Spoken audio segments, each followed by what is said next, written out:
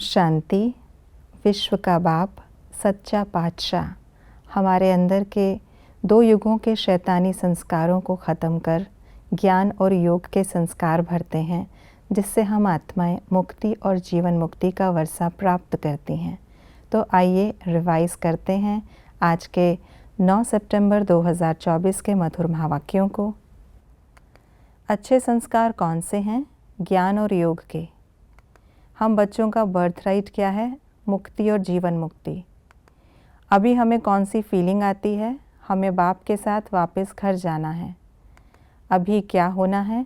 सबको शांति धाम जाना है, सबको अपने घर का दीदार करना है। शैतान का वर्षा कौन सा है? 5 विकार। बुरे संस्कार अच्छे कैसे होते हैं? योग बल से।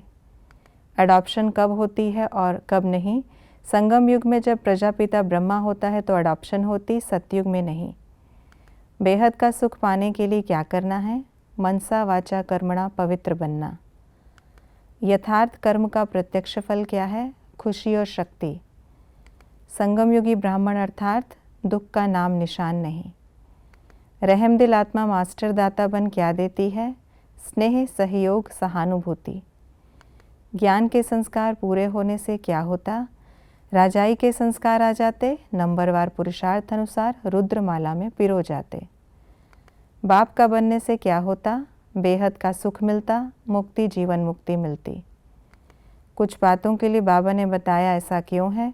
यहाँ बहुत जन्म होते हैं क्योंकि यहाँ सब भोगी हैं। हमको चेंज होना है क्योंकि हम अभी बाप के बने हैं। बाप को सतगुरु कहा जाता क्योंकि गुरु तो अनेक हैं। शरीर को साकार कहा जाता क्योंकि जीव आकारी है। आज की मुरली के अनुसार कॉन्ट्रास्ट की बातें इस प्रकार हैं। ब्रह्मा है पतित, विष्णु है पावन, जीव विनाशी है, आत्मा विनाशी है।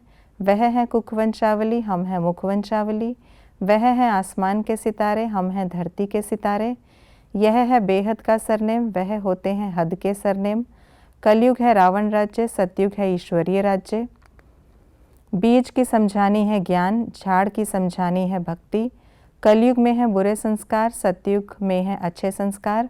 स्वर्ग में जन्म कम, आयु बड़ी होती। नरक में जन्म जास्ती, आयु छोटी होती।